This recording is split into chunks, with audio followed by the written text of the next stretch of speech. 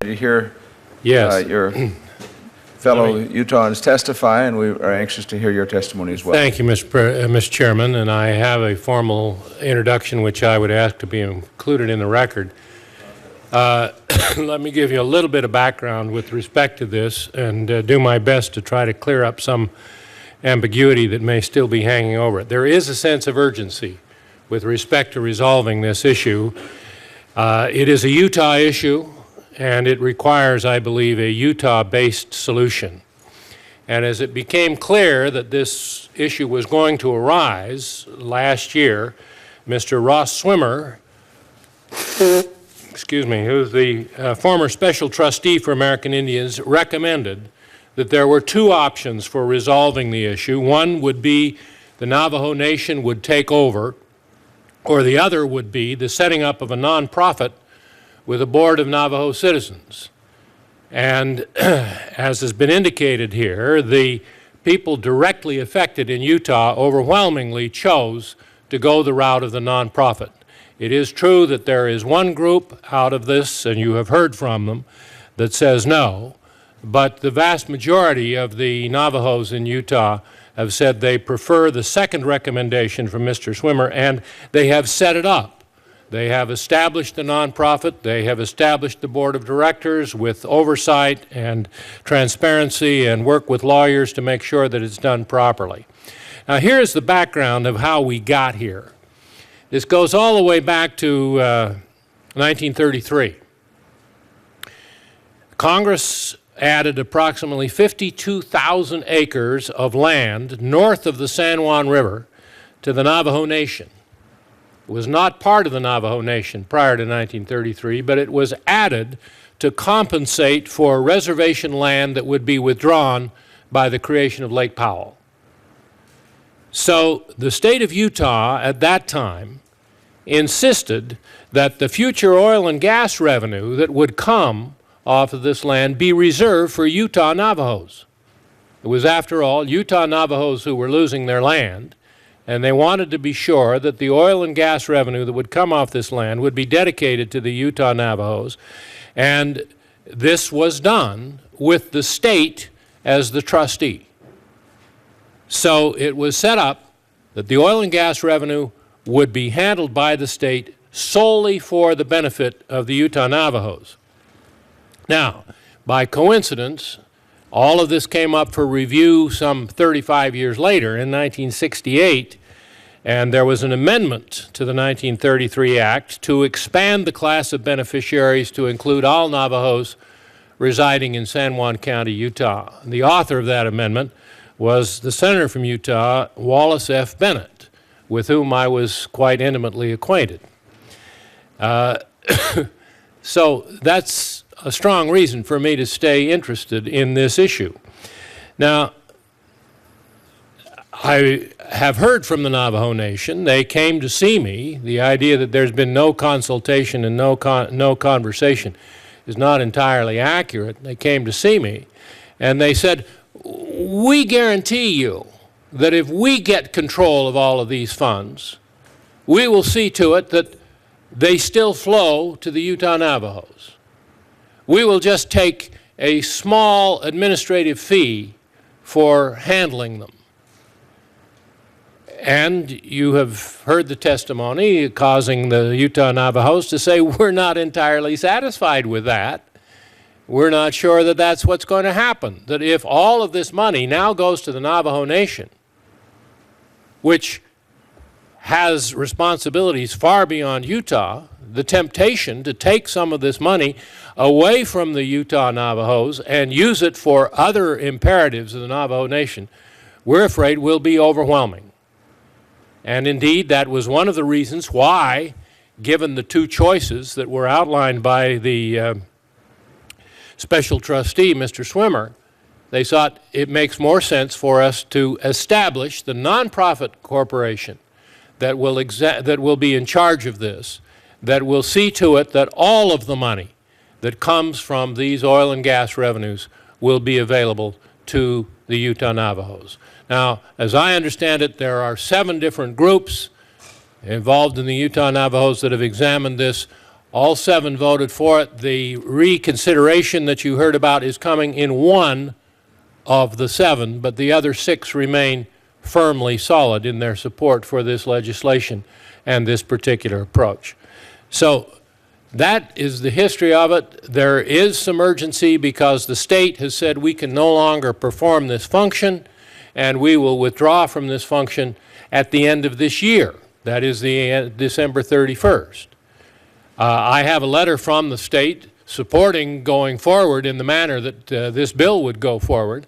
I believe if we show any kind of progress here in the Congress, the state will say, well, we'll continue to manage this for a few more months while it gets resolved in the Congress. But the problem is, if it does not get resolved, there will be students who are planning on going to college on the basis of funds that have historically been made available from this source of revenue that will not be able to go to college. There will be health care that has historically been funded from this that will not be made available. The whole thing will come to a halt if we don't get this resolved, and it is for that purpose that I have introduced the legislation. That's the background and history of it, and I'll be happy to respond to any questions you might have. Senator Bennett, thank you very much. Let me ask you about the issue of consultation. I think you referred to it at the start of your testimony. Yes. Some said that this was a surprise to them. There had been no consultation. You indicated that you'd had meetings with the Navajo. So would you amplify on that? Well, a group of them came to see me in my office after the introduction of the bill to discuss it. And we talked it through, and they outlined their reasons for wanting the other alternative. That is, that all of the money should go to the Navajo Nation. And that was the meeting in which they promised me, if you allow it all to come to us, we assure you that after we have taken our administrative fee, it will all flow back to the Utah Navajos. The Utah Navajos, to be very blunt about it, put very little stock in those assurances. The board of directors of the nonprofit, as I asked earlier, they are all enrolled members of the Navajo tribe? Yes, as Mr. Maryboy indicated, they are chosen by the various groups, but there is a mechanism for I suppose if in federal terms we might call it an inspector general or something of that kind, to see to it that the money is properly handled and there's proper accounting and transparency here. The comment that was made that it's the beneficiaries that are administering it, it is indeed the representatives of the beneficiaries that are administering it, but their concern is that if it goes to the Navajo Nation, the people who are administering it have little or no interest in those people who have historically been the beneficiaries, and that they will lose the money. I can't put it any more bluntly than that. Now, you've described also what you consider the urgency of getting this resolved, because the state is withdrawing. Is that correct? Yes, that's correct. And what will, I mean, tell me where the assets are when the state withdraws at this point, at the end of December. I have a list of the assets that I will be happy to supply the committee as to where they are and what might happen to them. If you would do that for the record, I'd appreciate that. Senator Udall. We'll do that. Thank you, Senator Dorgan, and thank you, Senator Bennett, for coming forward and being available to answer questions on this. Could you give us from your description of the history, it sounds like the state of Utah has been involved in this since 1933. That's correct. And so why are they withdrawing at this point in time? Why?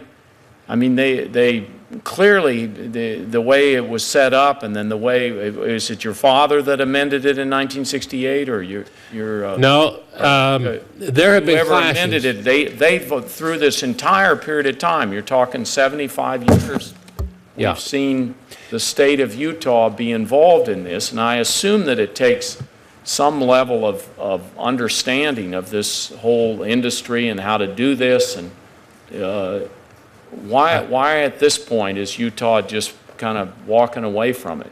Well, I wish I could say that the relationship had been harmonious through the entire period of time, but it is not. There have been some clashes between the Utah Navajos saying to the state, we would prefer it to go here and go there, and the state legislature in its last session just said, look, instead of continuing to deal with this, why don't we just back out and let it happen? So it was an action on the part of the state legislature to say, we want to simplify our lives, not have anything to do with this anymore, and walk away from it.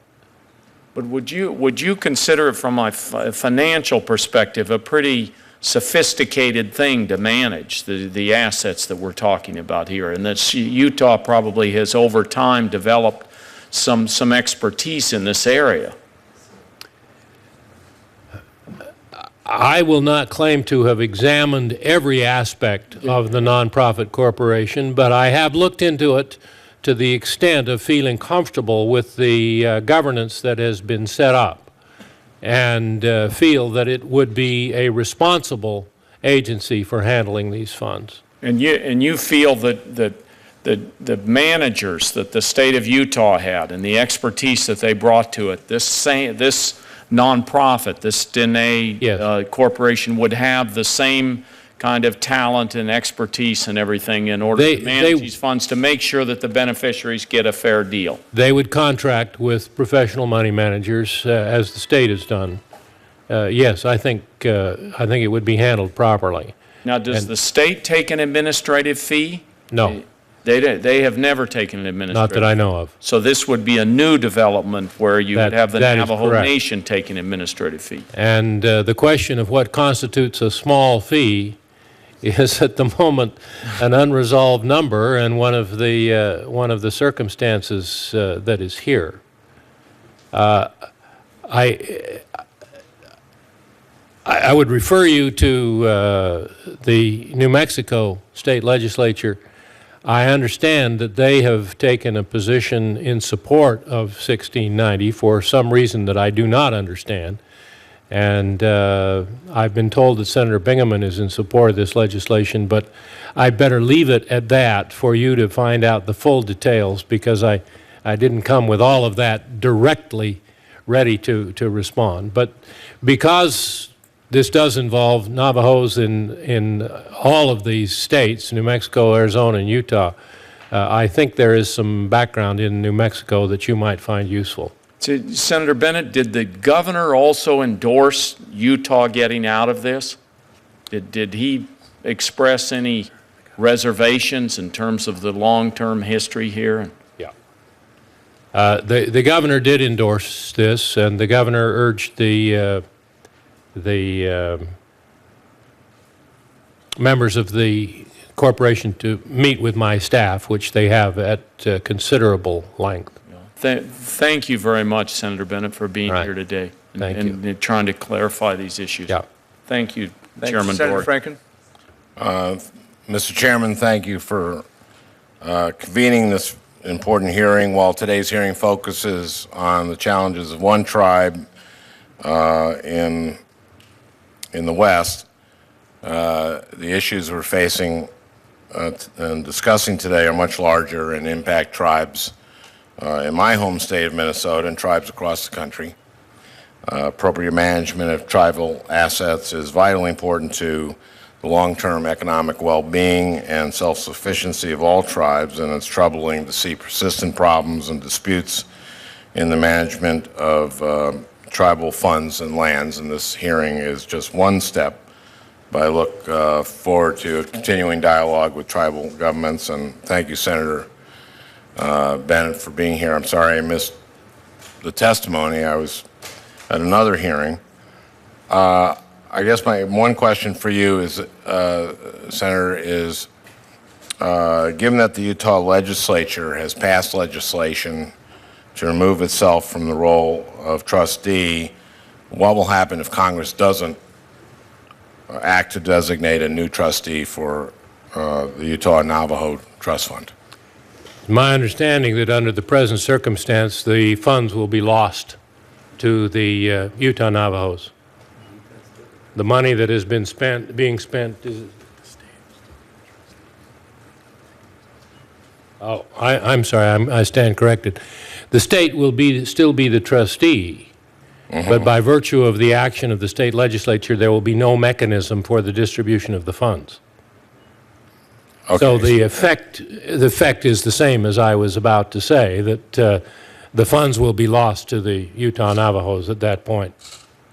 Okay, so it's obvious that Congress has to act, and we will do so, and in the best interest of the Utah Navajo. Yes, as I said at the beginning, this is a Utah problem that I think can be solved within Utah. But as the testimony indicated and as the history has indicated, there has been a fairly long history of, shall we say, tension between the Utah Navajos and the Navajo Nation. And it is not unusual here that the Utah Navajos would say, we're in favor of this legislation, and the Navajo Nation would say, we're not. I understand that from the written testimony, and I thank all the witnesses, and thank you, Senator. Senator Franken, thank you very much. Senator Bennett, we appreciate your testimony, and you had visited with me previously asking for a hearing. I think it's useful to have all of this information on the record, and we will, as I indicated, also seek the comments from the administration on your legislation, and we'll continue to consult with you as we proceed as well. Thank you very much, and I want to thank you for the prompt way you've responded to my request. It's a courtesy that I thoroughly appreciate on the part of you personally and the committee as a whole. Senator Bennett, thank you very much. The committee will now turn to another subject for today.